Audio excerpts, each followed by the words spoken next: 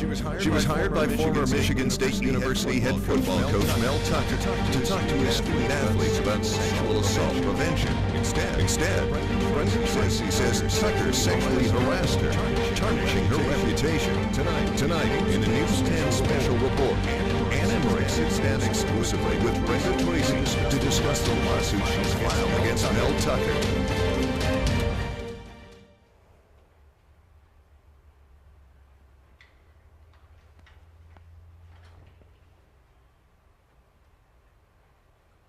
Good evening. I'm Ann Emmerich from WILX-TV 10, and for the next hour you are going to hear from sexual assault survivor and advocate Brenda Tracy about her story.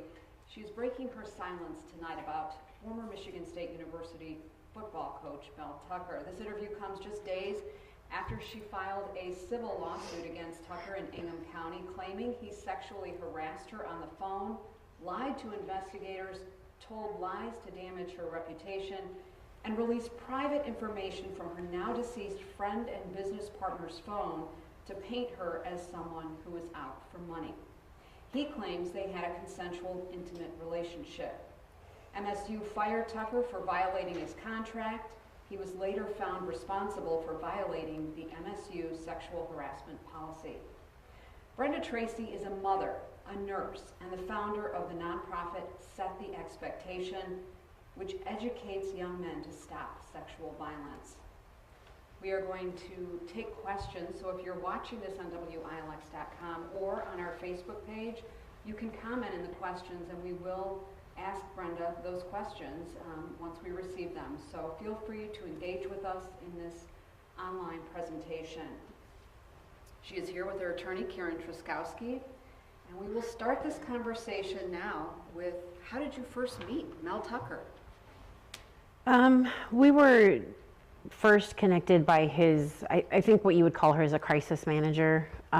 She connected us by text when he was at Michigan State, and he was looking for someone to come in and educate his team, his players and his coaches on sexual violence prevention, and heard that I did a good job. And so that was how we first connected back in 2021.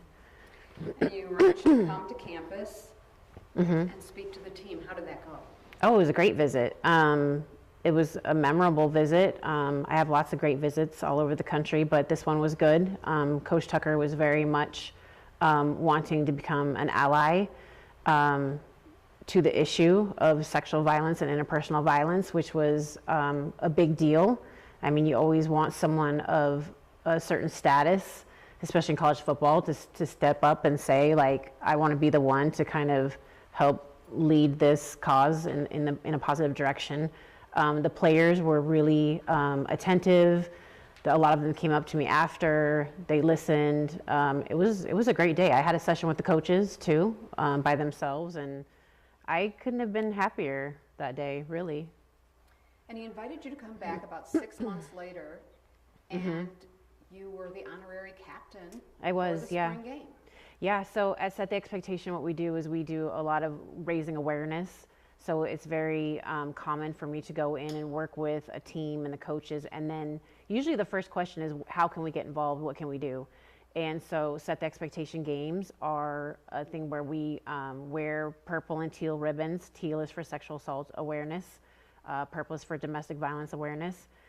Players wear the ribbons on their helmets. Coaches wear patches. There's signage all over the venue. But it's a place where we not only raise awareness, but we also honor survivors that have experienced sexual violence or interpersonal violence. So, and I was the honorary captain that day.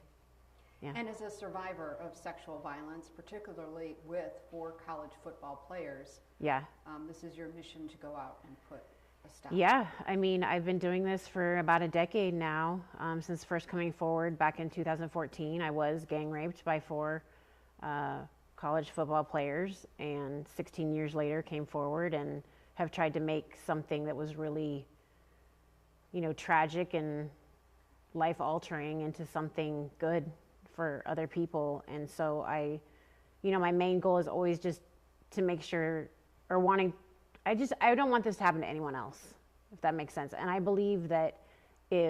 strongly believe that if women and the communities most affected by sexual violence could fix it, we would have already done it. I think that men are like the missing factor, and especially the good men, because the men who commit these crimes aren't going to do anything about it. So it's really about the good men. But a lot of times we see these good men who are complicit in their silence, they're complicit in their inaction, they think it's not their problem. And so that's who I go to. I try to get those good men and say, look, like, you need to get involved, right? Like, men need to have conversations with each other. Like, usually the perpetrator is a male. This is not a women's issue. This is a men's issue. And so how can we work together to change this? And so that was one of the reasons I was so excited about Tucker. That same month, and on that visit, wasn't it, that according to your lawsuit, he was trying to get you alone, away from your business partner. Yeah. And made you feel uncomfortable. Yeah, my business manager is also my longtime friend of over 20 years, my closest and best friend. She's tragically gone now. But she would come to pretty much all of the Set the Expectation games with me. And yeah, he did ask me multiple times after the game to meet him various places, and I kept saying no. I didn't think it was a good idea. My friend didn't think it was a good idea. So yeah, that was disheartening. I think I felt like I wasn't brought for the correct purpose for the game. So things that was quite a turning point between me and him and how I felt about him. So there were a couple of phone conversations. One was a FaceTime where he didn't have a shirt on. That happened early on in the situation, very early on, and yes, that made me uncomfortable. But I also I mostly work with men, so it's not the first time that I've had someone kind of push boundaries. It's not the first time I've had like a conversation with someone or something like that. I think for me, it's always been more of like, you may not know everything and you might not be the best ally right now, but do you desire to be an ally? Do you desire to learn? Do you desire to, be better? And he always expressed that. So I think that I just kind of felt like, well, I'll set a boundary and it'll be okay, right? Like, I'm not going to throw away the whole entire, friendship over this one thing, if that makes sense. So you let it go. I did. I let it go. I think I also, through this whole thing, I think that if I've had a blind spot, I think that it's been specifically around a group of Power 5, back then it was Power 5 coaches. I think that I've worked with enough of them and enough programs that I think I just thought that I was safe in that little community of head coaches. And I just didn't think that, when people say, like, why would he do that? Why would he be so stupid to do something like that? Well, that's what I thought too. Like, why would he do something? Like, why would he do that? Like, I just never thought he would take it that far, ever. I always thought that I could, set boundaries and it would be okay. Why did he FaceTime you?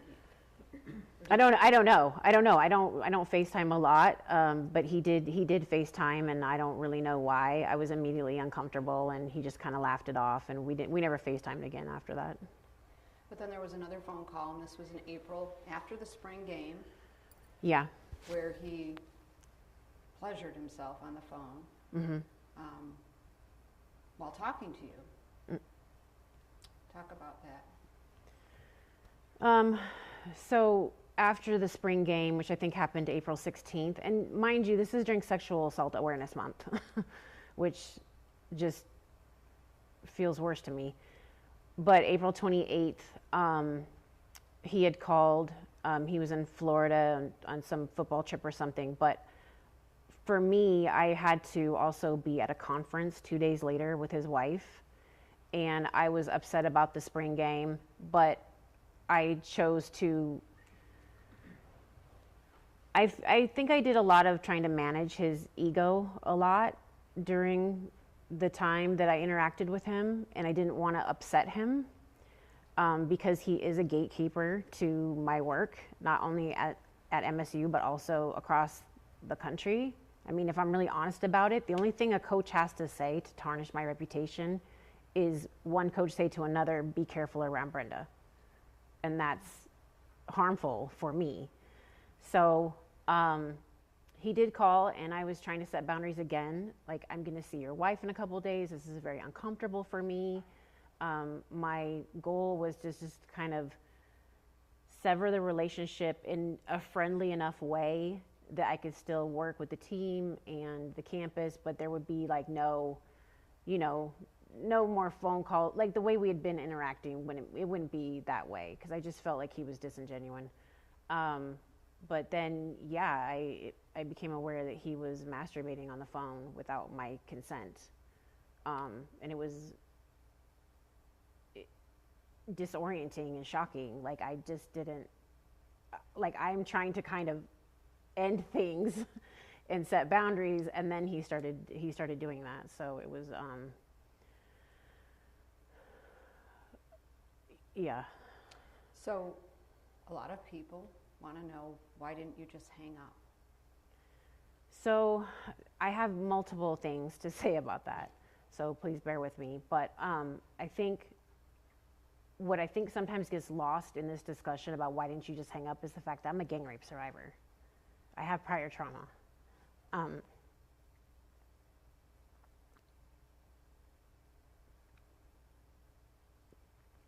And this call was extremely triggering for me. I remember that when I first realized what he was doing, my immediate response was, oh my God, this is happening whether you like it or not.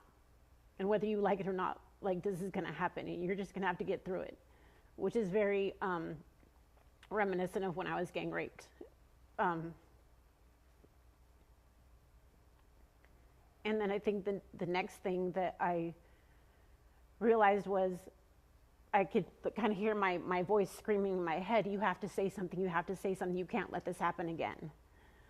And so I managed to get out the words that if you do this, I don't ever want to hear about it again. I don't want to talk about it. Like, we are just friends, that's it. And then I feel like I just kind of slipped away. I don't know how else to describe it. I know that I had a traumatic response, which was a freeze response. In traumatic events, people, a lot of times, you fight, flight, freeze, fawn, and I froze. And that's what I had to do to get through it. But let's say that I don't have prior trauma.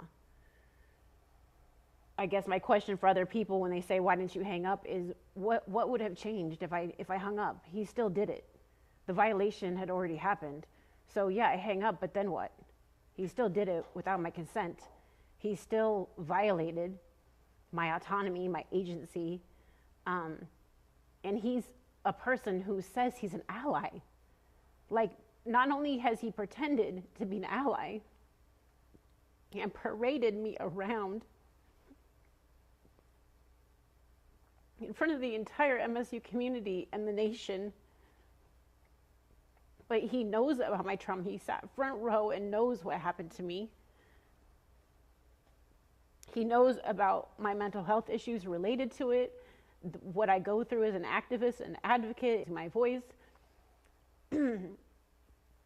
So for me, this was extremely predatory.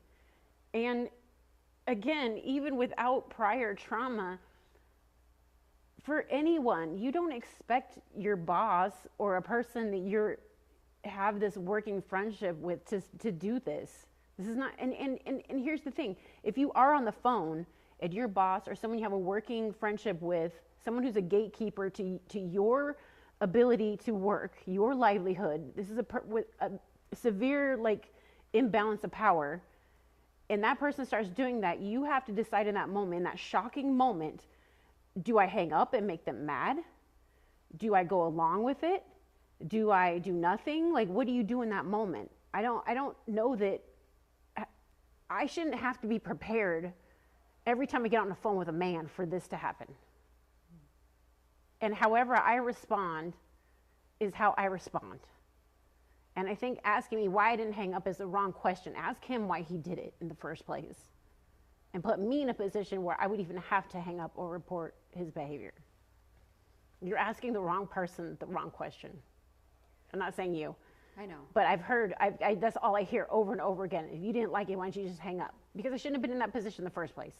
And nothing changes. He made that decision, not me. I did what I had to do to get through it.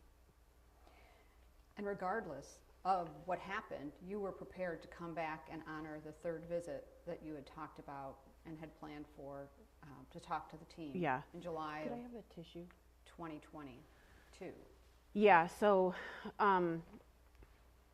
you know, when I said that I kind of floated away, I think what happened was being a trauma survivor, and other trauma survivors and sexual assault survivors especially will understand that you have this dissociation thing that happens and you can compartmentalize things. And I think that because my gang rape was so triggered in that moment, I just kind of dissociated and compartmentalized, and I just put it away.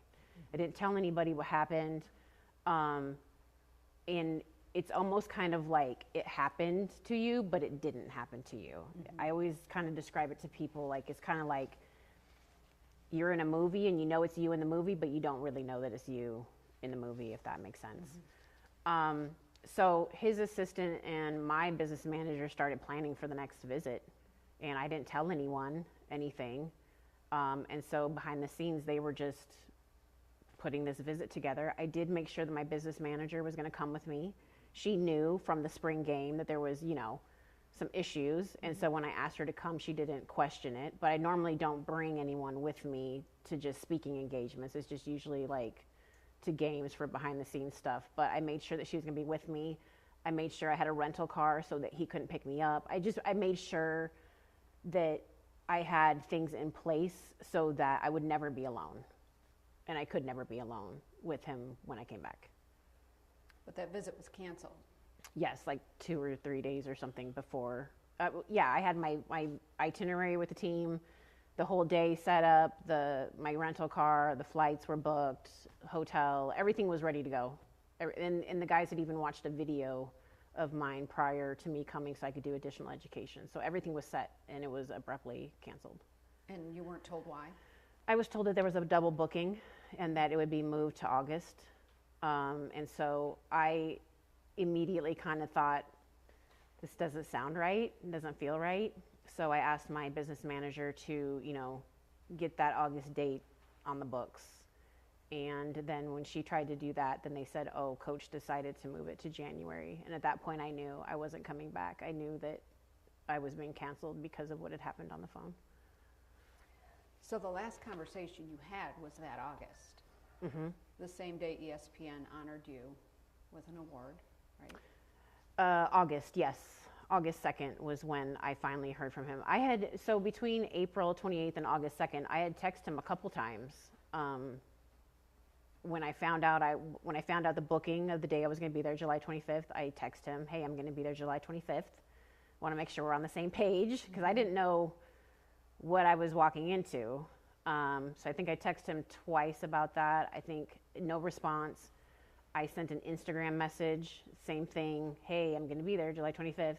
I know he saw it, didn't respond. I sent a Happy Father's Day text just to see if he'd respond, because I thought, well, maybe if I send something that's not work related, maybe I'll get something. Nothing again. And then when it was moved to January, I said, look, like, I don't like the way this is going down. Usually when this happens, it means I'm not coming back at all, and we need to be on the same page about this. And then that's when he finally texted back that he would call me. And then he didn't call over the weekend, like he said, and he ended up calling August 2nd. And how did that conversation go? Yeah, so that day, August 2nd, I was named one of the top 11 top 11 power brokers and advocates in college football by ESPN. And myself and my team were kind of celebrating that and posting on socials and everything. And then he called, and I thought, okay, good. He's calling, right? We're going to talk about what happened and figure this out. And the beginning of the call was fine. He said that, you know, everything was fine. He was committed to working with me, bringing me back. So that was fine. And then the call just shifted like immediately. I never experienced anything like it before. His voice got very angry, very monotone, very kind of even, but like also like kind of seething, angry at me. And he said, keep my name out your mouth. And I just kind of went, what? Or he said, you need to keep my name out your mouth. And I just kind of went, what? Like, I didn't even understand what was happening, really. I was like, what? And then he was saying that, me and my business manager were gossiping about his impending, that he was getting a divorce. He'd heard it from someone in the football community. My business manager was talking about us, and he couldn't trust me, and was threatening me. That's how I took it. I took it as him threatening me. And the interesting thing is that because I'm an advocate and an activist, Dr. Fried has coined a term called DARVO, and it's DARVO, and it's deny, attack, and reverse victim and offender. And I knew in the call, as I was listening to him, I was just picking it out as he was going and threatening me and being mad at me, and was like, he denied that anything happened. He attacked my character and the character of my business manager. He can't trust us, we're gossiping, all these things. And he reversed the victim and offender. All of a sudden he was the victim now of me, and somehow I was the offender. And I think that was when I really realized, I got this totally wrong. I thought I was mentoring this person, thought that I had an ally, thought that this person was genuine. And I just started realizing, I have been manipulated and groomed this entire time. And when he couldn't get me alone after the spring game, I think the only way he thought that he could violate me was over the phone. And then now he's denying it, and he's threatening me. And I felt like he was threatening to ruin my career if I said anything about what he did. How did he? And I was terrified. What did he say? He kept saying, I'll be fine, it's you I'm worried about. And that exact language harkens back to a phone call. Back in November, in the beginning of us working together, he had asked me, if I wasn't a coach and I wasn't married, would you date me? And that was awkward. I didn't feel like that was a question he should be asking me. But he literally said, I'm going to ask you something. I don't want it to be weird. I'll never say anything about it again. But if I wasn't a coach and I wasn't married, would you date me? And I had said no because we were working together. And then I became concerned that his allyship was really performative, so I needed to find out, are you really an ally, or are you just interested in me, right? Those are two separate things. And so I then confronted him in December, right after that call happened, about that. And I kept saying to him, nothing can ever happen between you and I, because you'll be fine and I won't. You'll survive a scandal, I won't. I have to be super careful about my reputation. I have to walk on a tightrope all the time. I have to make sure that nothing ever even looks untoward at all, because everything about my job is about my reputation. And the football community is very small, and I can't make mistakes. So I kept saying, you'll be fine, I won't. You'll be fine, I won't. And he kept saying that to me on the phone. I'll be fine. It's you I'm worried about. I'll be fine. And I knew he was referencing that phone call, where I was worried about losing my career over some sort of scandal. So after that phone call, that final phone call, was the last time in August. Yeah, that was the last time we talked. You started thinking about all of this, and that is when you made the decision a few months later to report it to Michigan State University. I did, yeah. I mean, I was in crisis immediately. I think that I had compartmentalized and dissociated from a lot of the trauma that happened in the April call, but in that moment, August, it all kind of fell on me, and I kind of realized everything that had happened, and I was in crisis. So I did disclose to a friend who's a lawyer, asking her, like, you know, what can I do to protect myself? Because I was scared of what he was going to do to my career and to me. I disclosed to my business manager. I had, you know, emergency therapy sessions, that kind of thing. But, you know, my PTSD was really bad, and I was not okay. So it took me several months to even calm down to a place where I could really wrap my mind around everything that had really happened, and to come to the conclusion that, you know, if I am who I say I am and everything I've asked everyone else to be, that in this moment I need to report. But I also knew that it would be the end of my career when I did. So you saw a lot of this coming. It's kind of the curse of being the advocate, right? Like, you see it happen all the time, and I've been through it before. You know, when I tried to report when I was gang raped, that was a horrible situation too. But yeah, I loved working college football, and I excelled, and I helped a lot of people. But I knew that when I reported, I knew that I was probably never going to speak in college football again after that. When you made the initial report, did you hear back from anyone at the university about your visits, from anyone Mel Tucker's team? Well, I think when I first filed the complaint, we were assigned an investigator who helped me file the complaint. We just started with the investigative process immediately. So I had reported December 22nd, 22, I think, and by the end of January, I was done turning in all my evidence. 6 witnesses were interviewed. Everything was done on my side. But if you're kind of asking, like, if anybody from MSU contacted us in reference to his lawsuit about the collusion, nothing like that happened. So you reported it to MSU. You knew it was going to be career ending. What did you want to get out of reporting it? What did you Accountability. want to happen? Accountability. First and foremost, accountability. What he did was wrong, and I felt like the MSU campus community, I felt like it was a betrayal to me, to them, and I wanted the school to know who their football coach was.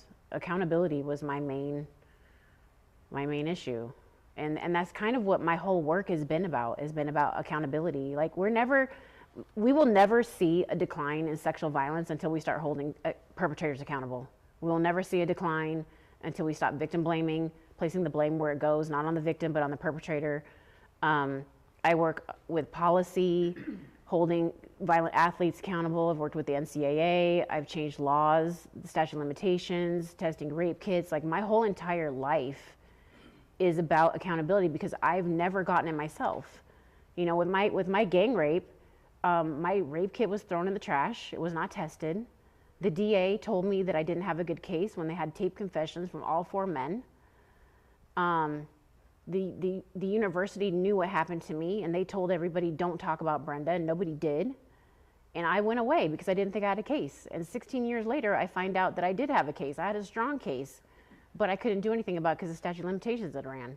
So accountability is something that survivors deserve, that I deserved. And I have spent almost a decade trying to make sure that people understand, like, we have to do something different. Your case was not known publicly until just a little over a year ago. So months went by while MSU investigated this. Yeah. And you were quiet, but you were fearful that your name was going to be leaked. From day one. Why was that? Well, because for one, I'm a high-profile person. He's a high-profile person. And I just thought, as soon as somebody sees this, they're not going to be able to contain themselves. Like, they're just going to be like, oh my gosh, can you believe what happened? So I expected it to leak immediately. And let's be honest, MSU doesn't have a great track record. So I thought, all things combined, there was a high chance that my name would get leaked, and I would not make it through the entire process. You were concerned about that.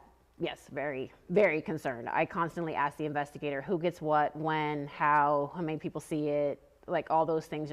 I think in a way trying to figure out myself, okay, well, when my name does leak, can I try to figure out who would have done it? So I asked a lot of questions about who got what when. And moving forward, just this year, you found out people had access to your file that your attorney says shouldn't have had access to that file. Is that true? Well, I don't know if she would say they shouldn't have had access, but it feels like a conflict, certainly. And I didn't know they had access. But there's an attorney, his name is David Zacks, and he is the general counsel at American Mortgage Warehouse. Is it Warehouse? American Mortgage Warehouse? United Wholesale Mortgage. Sorry, I totally got that wrong. Okay, so United Wholesale Mortgage. Okay, sorry, I don't know why I was thinking the other one. Okay, United Wholesale Mortgage, which is Matt Ishbia's company. David Zacks is the general counsel over there. So just this last July, when I finally got my case file, I found out that OIE had been giving him information from the day I filed my complaint, and I did not know that. I did not know that the general counsel of the company that Matt Ishbia owns was getting confidential information from OIE the entire time. Why do you think that is? Well, I mean, I could conjecture. I don't really want to conjecture, but I mean, this is someone who paid a large amount of money to Tucker's contract. He's a billionaire donor.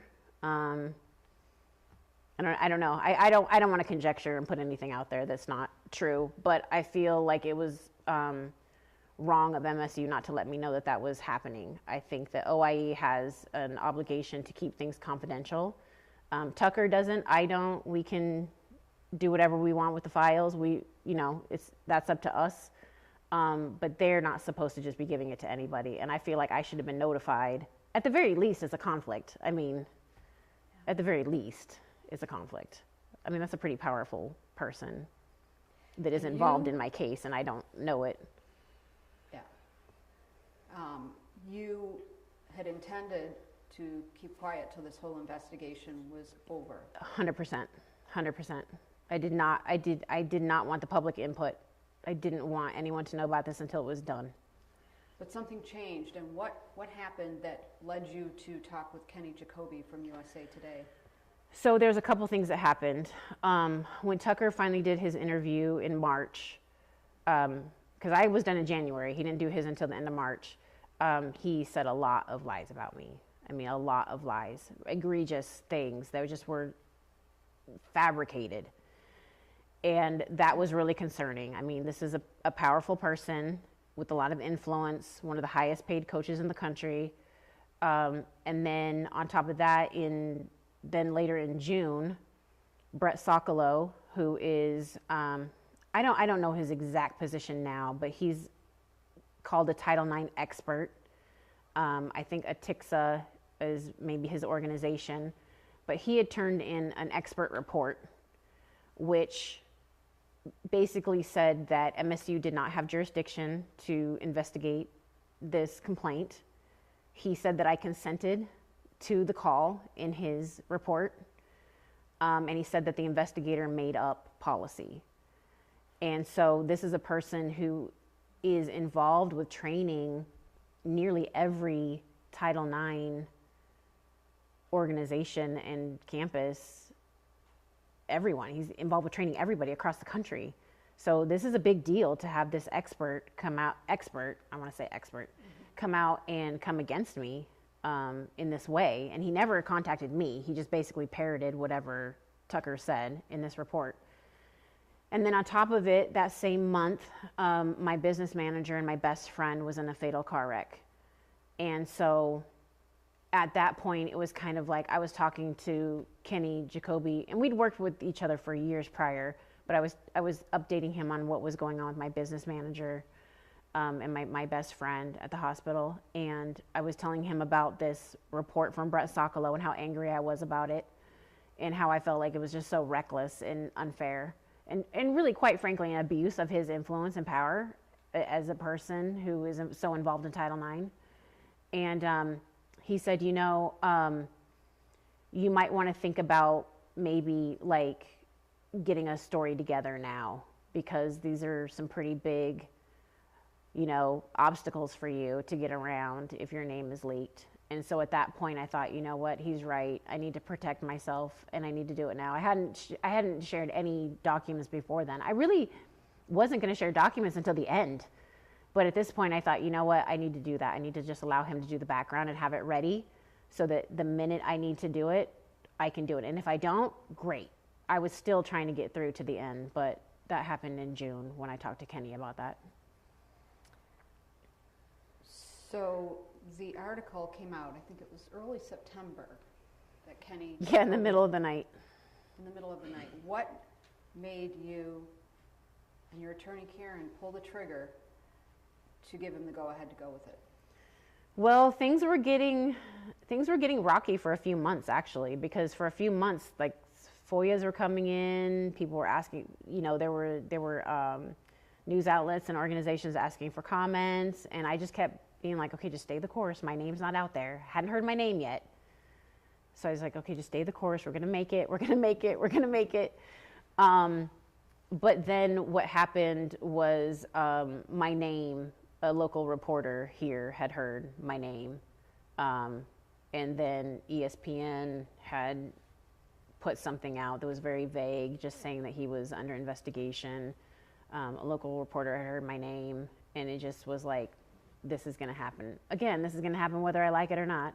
And so I decided in the middle of the night we decided, myself and my lawyer decided that we would go ahead and run the story, because I didn't want the narrative to get away from me. I wanted people to have the facts of what had happened, and I didn't want there to be some sort of anything else going on. I felt like I needed to like put my voice in there and say something. So once I knew my name was out there, for sure,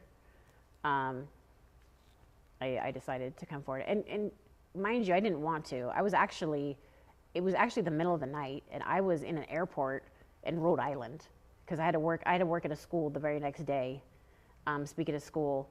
And so I was literally at baggage claim calling my family, telling them about what it was. I hadn't even told them that I was involved in this investigation. So I literally had to call my adult sons and tell them there's going to be a news story about me tomorrow at a baggage claim in Rhode Island.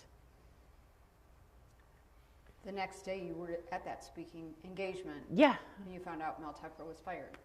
Yeah, so I was on stage working with the women's athletics team, and then I had an hour break between them and the men, and that was when the hour press conference happened here at MSU. So I was on stage sharing my story of being gang raped, and my activism was set the expectation. Had an hour break. I watched the press conference, which I was blindsided by. I didn't know that was going to happen. He got suspended without pay, and then I had to be back on a stage with the men's team right after. With everybody knowing in the audience that was me that had happened to. It was, I don't know how I got through that day, to tell you the truth. I really don't. It was horrible. Do you regret anything over the past couple of years in regards to this whole scandal? No, because I didn't do anything wrong. I didn't do anything wrong. What needs to change for women to be able to trust that an investigation will keep their name silent?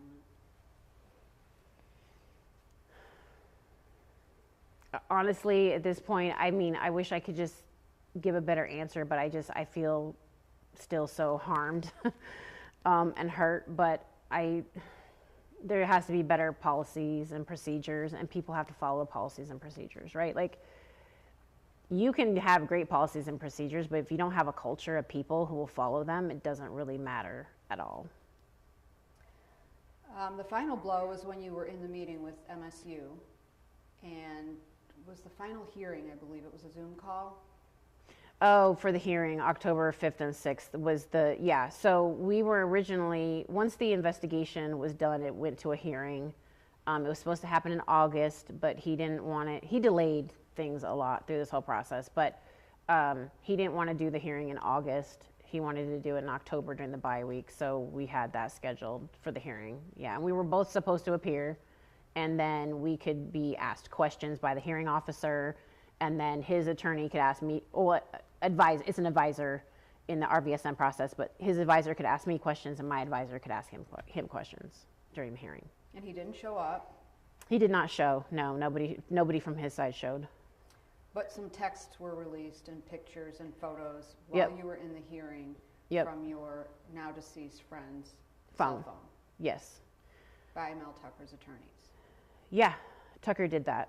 So we were about 15 minutes into the hearing. We were waiting for them to show up. And then the hearing administrator asked there was another person on the call from MSU, I don't remember her name, but asked, can you check in and see if they're gonna come? And when she left to go check, my attorney's phone started dinging and going off like crazy.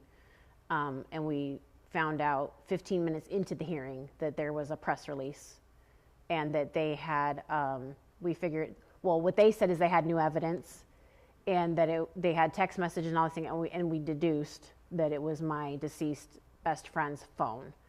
And that her estranged husband, she had been separated from him for about a year and a half. They lived separately, separate places. I believe, it is my belief, he sold the phone to Tucker, and Tucker went through the phone and then released text messages that happened between me and her to the public And during the hearing. how did that make you feel? I don't know that I've ever experienced anything like that. And I don't necessarily want to revisit it right now while I'm talking to you because it's extremely difficult for me. But I think that it was such an incredible violation because, number one, this is my deceased best friend. I did not know that her husband did this. And in addition to text messages being released, which were completely mischaracterized, cherry-picked, the text of the press release and the text message the narrative doesn't even match. There's nothing in those text messages, and people will probably want to argue with me about this, but there's nothing in the text messages that prove that, one, I was in a romantic relationship with Tucker, two, that I filed a false report, or that I had any type of agenda to get him fired or file a false report or anything like that. So that's one thing. But the other thing is that through her phone, now you have to understand, she's my business manager, right? So through her phone, he has access, and I believe I have reason to believe through some of the documents, he had this phone for months. He had my calendar, which had my personal calendar, my business calendar, my personal email. He was able to get into my personal email, my business email, my nonprofit email, my bank accounts, my nonprofit, my debit cards, my credit cards, drop boxes that had passwords to everything for my business and for my nonprofit. And he was rifling around in my life, my entire life, for months before that press release came out. And so for me, it was like, okay, so this person who's not only just my abuser, but has threatened to ruin me and my career, has now been rifling through every aspect of my life. And I still don't even know what he's had access to completely, right? It's hard to even understand or even imagine what all that is, but videos, photos, everything, for months he had been doing this. So what do you say, after all of this, there's people with conspiracy theories that we talked about yesterday, like that you colluded with Michigan State University to get him fired, to get rid of his... Fabrication did not happen. That you are someone who was out to get his money this was a setup all along. Yeah. It's victim blaming. It's the playbook 101, right? Like, she's a money grubber, money hungry, whore, false reports, liar, whatever. It's all from the same playbook. It's all victim blaming. And all of it is designed to try to, again, reverse victim and offender from Darvo, right? Like, make me, somehow I'm the perpetrator and not him. Let's look at what she did and not what he did. The transgression here is not that I reported him, it's that he did this. I am not the villain here. There is a clear perpetrator and a victim in this case, and he's the perpetrator and I am the victim. And he's trying to make it as though he's not. So you filed a lawsuit last week. I did. How do you hope this whole thing ends? Honestly, I don't even know how to answer that question right now, because I feel like I'm just surviving day to day right now. I don't. What does your life look like now? Well, I've been unemployed since my name was leaked. At the time, everything that was on my calendar got canceled. A lot of that was because I was going to require security because of all the vitriol and the hatred and the threats. I had to hide for a while. So I would have to have security, the trolls coming in the comments, like people just didn't want that type of, mess. But also I think that I've become a liability at this point.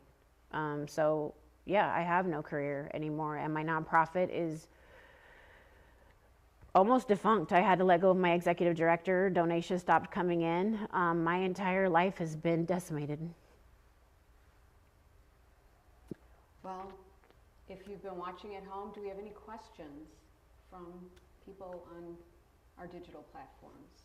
And it looks like we do. Okay, so we have one question from Alexandria Prout. And it says, first of all, I want to applaud the courage and bravery of Brenda for using her voice to speak out against sexual violence. How has this sexual harassment impacted your livelihood and advocacy work, and what can we do to help?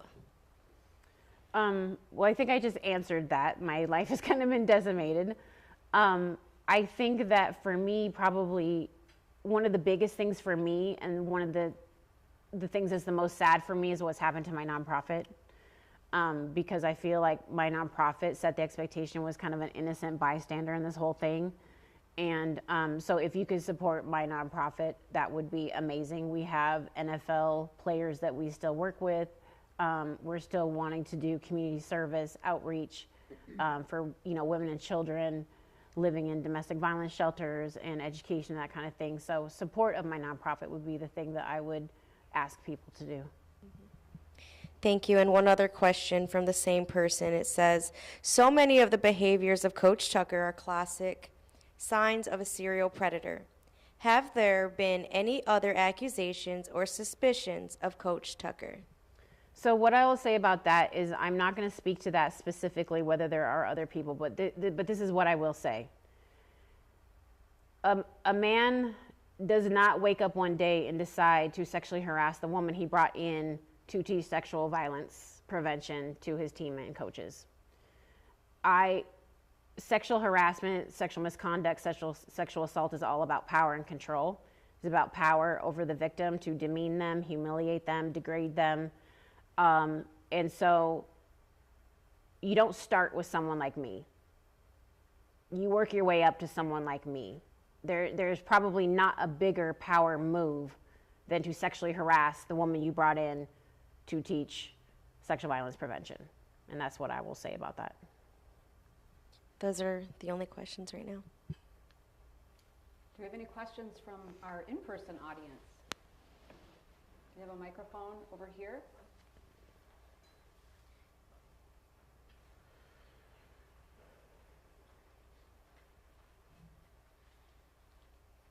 Hi, Brenda. I know you've talked a little bit about how it's affected your business. If you're comfortable with this, I'm just wondering if you want to talk about how it has affected you as a survivor personally. What happened to you? Yeah, so how this has affected me personally? Wow, yeah, that's a big question. I've had to work really, really hard to be okay. I've definitely had and still have a lot of mental health things I'm dealing with. There was a while where I was really contemplating my own death. I think I'm on the other side of that now. I know that I'm on the other side of that now.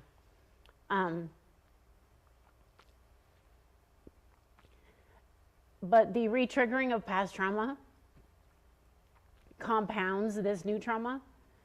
And I spend a lot of time not feeling safe and not being okay.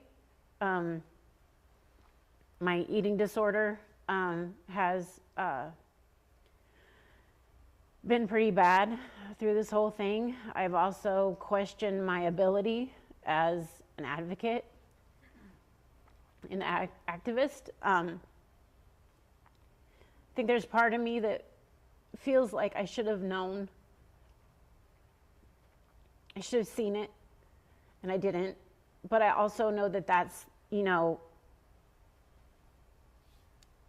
grooming is something that's hard to see and hard to know until after the fact.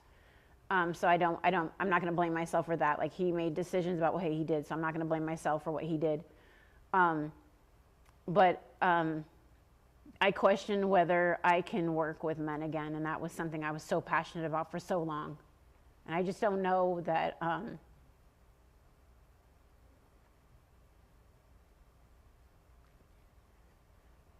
just don't know that I could ever feel safe in that space again. So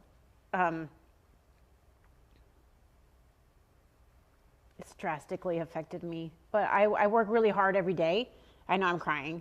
But I work really hard every day in therapy and taking care of myself to, try to work through this. And I'm actually proud of myself for, even coming here today and getting in front of everybody and talking about this. So I know that that's progress. And so I'm happy about that. I know that I'll be okay. I will get to the other side of this eventually, but it's a lot of work. Thank you for asking that, and thank you for caring. Anybody else? Any other questions? I've got one more if nobody else is coming up at the moment.